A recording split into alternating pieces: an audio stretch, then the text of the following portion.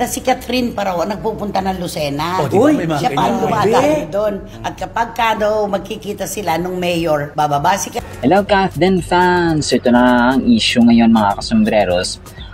According dito kay Ma'am Christy Fermin mga kasombreros ay si Catherine pa daw, no? Si box office queen pa daw ang pumupunta doon sa kay mayor, no? Ayon sa kanilang sources na naman. So ito, ayan.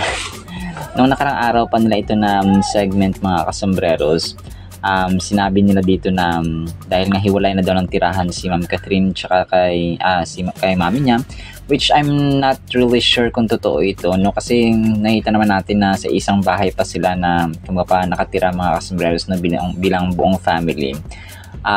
Nag-ugat kasi ito dun sa may interview ni Mami Min kay Sir MJ Felipe nung March pa po, no, na kung celebrate ng Women's Month, kung kaya nag-interview sila ng mga mga babae sa industriya ng showbiz na may influence or may kakaibang mga storya kagaya na Ma'am Jenica Garcia, and then si alam ko may isa pa doon no, si Sunshine Cruz, no, isa pa doon sa interview ni Sir MJ Felipe in celebration nga doon sa International Women's Month mga kasombreros. So ito yung sinabi nila, no, and then parang si Mayor Mark Alcala daw nagiging dahilan ng away ng mag-ina, no, ni na Ma'am Catherine at saka ni Mami Min Bernardo. And then nung finalo ni Mami Min, tapos na follow agad, no? Tapos parang alam yung speculations nila. So mamaya pakinggan ninyo ito mga kasombreros para marinig nyo po mga kasombreros ng inyo pong sariling mga tenga. So baka dahil hindi boto si Mami Min kay dito kay Mayor mga kasombreros. So nakakatawa dito yung isa, yung kay Wendell or Barikutot mga kasombreros yung kanyang sinabi. So mamaya pakinggan natin ito, pero para sa akin, no, duda ako dito mga kasombreros and mga kapantas, no, bilang nanay kasi you have the parang syempre, no, tsaka pag umaalis daw si Kath ay hindi nang papaalam kasi nga malaki na, tapos parang nagbago na, parang ganun. So ito parang minasama nila yung hindi ko alam kung bakit nag-iba yung parang ihip ng hangin dito kay na Ma'am Christy Fermin, no, kasi dati talagang botong-boto sila nung kasagsagan ng Hello Love Again kay Alden at saka kay Ma'am Catherine mga kasunod. So about galaw nila, positive yung yung sinasabi nila, tapos ngayon parang medyo iba na po mga kasombreros, nag-iba na yung parang hindi ko alam, no, kayo na pong bahalang humusga mga kasombreros. And then ito pala yung florist, no, yung taga-arrange ng bulaklak dun sa binigay dun sa Pilipinas Got Talent mga kasombreros. So ito pala siya, no, isa talaga siyang florista talaga, no, taga-arrange ng bulaklak. Tapos nga binigyan niya kay Ma'am Catherine. And sabi niya dito na such an honor to be able to arrange flowers for the one and only Bernardo Kath or Catherine Bernardo mga kasombreros, no. Talagang mapalad sila at bigay sila at nakapag-arrange ng bulaklak para sa nag-iisang box office queen. So ang pangalan ng kanilang boutique or flower boutique ay Payaba Flower Boutique, no.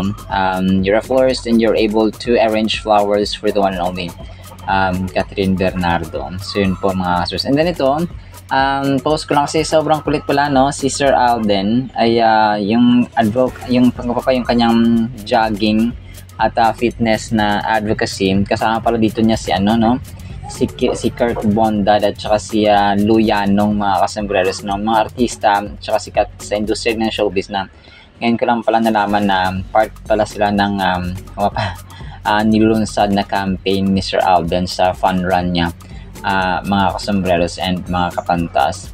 So actually that is it, no. Pakinggan natin itong kay Ma'am Christy Fermin at saka sana pa ipakinggan din po natin ang Word of God afterwards. Sa kanya, ganito at ganyan. Ngayon hindi na daw. Kita mo. Ma, alis na ako. Gano'n na raw ngayon. Iba na talaga ang mundo, iba na talaga ang panahon. Ikot ng panahon. Correct. Oo. Kaya dito nagsisimula lahat ito. Yung kwento, higit doon sa ating mga nabanggit, ang kumbaga yung focal point ng kwento na pinag-uusapan ngayon, ang dahilan daw ng pagkakaroon ng laging diskurso o pagdedebate na mag-ina, si Mayor Mark Alcala. Kaya di ba dumating pa sa punto na Finalo niya Pinalo yun nila yun, tapos in-unfollow. O mag-iisip na naman na yung tayo dyan.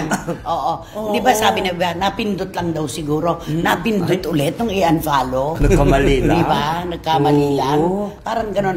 Ano sa palagay mo ang dahilan? Bakit sabi madalas magtalo yung mag-ina ngayon? Dahil dito sa mayor. Naku, siguro merong mga bagay-bagay ang isang ina, di ba, na alam mo namin mga paalala ng isang ina. Lagi naman sa kabutihan ng anak ang ginagawa ng magulang. Na parang syempre sa paalala, dahil di ba alam naman natin kapag sikat ka na, Nay, parang alam mo, tama lahat ang ginagawa mo. Pag sikat ka na parang wala na pupuntahan ng karir mo, nandun ka na sa tugatog ng Tagumpay. Parang pag pinansin ka na dating pumapansin sa'yo, parang hindi mo na parang may something, ayaw mo na makinig. Ganun yun, may ganun eh. Siguro ito dumating na sa puntong ganun. Hindi naman natin sinasabi na itong si Catherine nalunod na sa isang basong tubig. Hindi rin natin sinasabi na lumolobo na ang kanyang ulo. Pero nanggagaling mismo kasi sa kanilang sirkito yung mga kwento. Yun lang nga. Diba? Correct. Ikaw, sa palagay mo, kontra si Mami Min Alam mo kay nung- Mayor Alcala. Alam mo nung una kasi, parang masaya yung mga tao, di ba? Nagpagawa siya ng bahay para sa pamilya. Akala nila maging masaya na. Ito na ng bandang huli. Nung nagkaroon na ng chismis kay Mayor Mark Alcala, doon na nagsimula eh. Yung mga hindi nila siguro pag-unawaan. Kung tingin ko siguro, baka hindi buto si Mami Min kay Hindi Mayor buto, Mark. Hindi buto. Last one. Hello. Hello! Excuse me po. Excuse me po. Hindi siya siguro hindi sa pabor. Hindi siya pabor. Pabor na lang sana. Di ba? Hindi yun. Pero meron kasi mga nakakarating na kwento ngayon mula sa mga sources na si Catherine Parao nagpupunta ng Lucena. Oh, di ba? May mga Siya pa ang ganyan. dumadaan doon. At kapag ka daw magkikita sila nung mayor, bababa si Catherine sa kanyang sasakyan, lilipat doon sa sasakyan ni mayor. Silang dalawa lang ang magkausap at magkasama. Nakakarating siguro kay Mami Min. Oo. Tapos na nakakapagtaka, may mga ganun eksena pero wala pang pag-amin. At walang nagsasalitang sino man sa kanila. Yun ang Oo, ating diba? pinagtatakhan. Yun ang nakakapagtaka. Natural si Mami Min nag-aalala para sa kanyang anak. Babae yung kanya. Oo, tapos hiwalay pa sila ng tirahan ngayon. Na nakakalungkot lang na ang mga magulang hanggang sa pagpapaalala lamang po talaga ang magagawa. Totoo. Ang magdedesisyon pa rin ay yung anak. Pero ang bawat magulang, yung kaligtasan at kahalagahan ng anak ang iniintindi. Kapag alam niyang mapapalungi yung anak niya, talagang kontra siya. Pero kung makabubuti naman, why not? Ay, oo. At para po sa ating Word of God mga customers ay sobrang ganda po nito mga customers. Sana po ay patapusin po natin. Faith, not fear. Pananampalataya at huwag ang takot. Isaiah chapter 41 verse 10. Fear not, for I am with you. Be not dismayed, for I am your God. I will strengthen you. Yes, I will help you. I will uphold you with my righteous right hand. Sa Tagalog, huwag kang mangamba dahil ako, si Lord ang Diyos mo. Palalakasin kita at tutulungan. Iingatan kita sa pamamagitan ng aking kapangyarihan na siya ring makapagliligtas sa iyo. Napaka-sweet at siya, napaka-assuring, no? At trustworthy ng verse na ito mga kasmirers. So sa Isaiah chapter 41, so makita natin yung eksena at mababasa natin dito na si Prophet Isaiah po ay ina-address niya no, yung mga tao sa Israel during a tumultuous time kasi nakakaranas sila ng matinding sakuna, no, tumultuous mga kasembreros at saka grabing hirap, no, kumaga pa nakaka-nerve-wracking, nakakapanginig, no, horrifying mga kasembreros. So the people have come together seeking reassurance and guidance from the prophet Isaiah as they face various challenges and uncertainties. Among the crowd are King Hezekiah, his advisors, priests, and ordinary citizens of Judah. So si King Hezekiah po ang hari that time. So isa siya dun sa mga crowd, no, kumbaga pa nagkaroon sila ng General Assembly.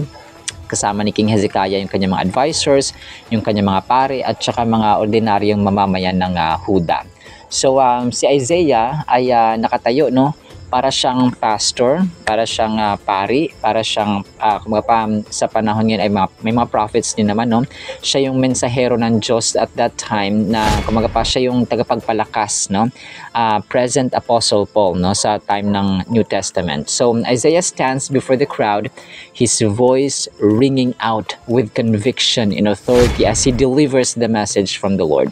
So talagang ni-reassure niya prophet sa verse na ito sa Isaiah chapter 41 verse 10 na yung conviction, yung authority, yung power, yung might at saka protection, yung fortress at saka yung refuge ng Panginoon ay nandun, no? Hindi siya nagbabago.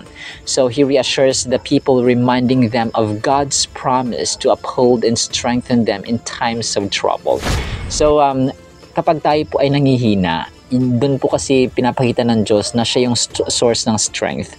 So kapag hindi tayo mahina, hindi natin malalaman na hindi natin mas lalo makilala at ma-encounter at ma-experience yung kalakasan ng Diyos na siya pa lang ang source ng kalakasan because we don't experience weakness. No? Kumbaga pa, kapag nakaka-experience tayo ng weakness, time na yon na maipapakita ng Diyos yung kanyang kalakasan. And He is the ultimate, the endless, the limitless source of our strength, mga kasombreros, in times of trouble, lalong-lalo na. So the eksena, eksena po is one of anticipation and solemnity as the people listen intently, their hearts yearning for the peace and security that only God can provide.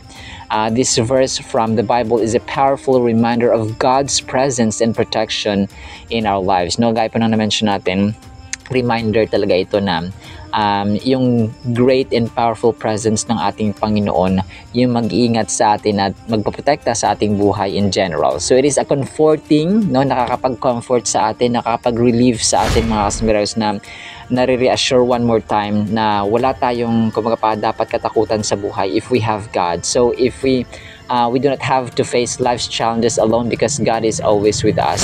So parati nating isipin nyo, no, na kapag tayo po ay nasa trouble moments, no, nasa difficult moments ng ating buhay, ang Diyos po ay hindi tayo iniiwan. Okay? Baka tayo lang po yung nang iwan kasi nga bumitiw na tayo sa Kanya. So always pray, have faith. When we feel afraid or discouraged, this verse encourages us to trust in God's presence and to find strength in the knowledge that He is our God. So kung kaya sasabi natin na faith ang mangiral, hindi fear, mga kasombreros. So ang gawin natin kapag tayo ay nasa success, no, nasa tagumpay, may mga good news tayo natatanggap, let's celebrate with God, no? Pasalamatan natin siya parati.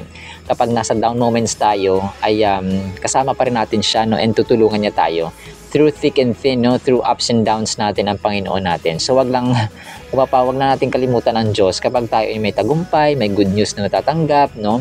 Kunwari nakagraduate or kunwari may konting kahit na nakarating ka lang sa school, nakarating ka lang sa trabaho, natapos mo yung gawain, and sa strength, no, sa kalakasan natin na nagigising pa tayo at kaya pa nating maghugas ng plato, kaya pa nating gumawa sa bahay, kaya pa nating pumunta sa eskwelahan, sa trabaho, and so on, mga kasombreros, no. Pasalamatan natin ang Diyos araw-araw. Yung nabuhay at nagising lang tayo sa umaga at saka sa panibagong araw na hinaharap ay blessing na may tuturing sa ating binigay sa atin ng ating Panginoon, mga kasombreros.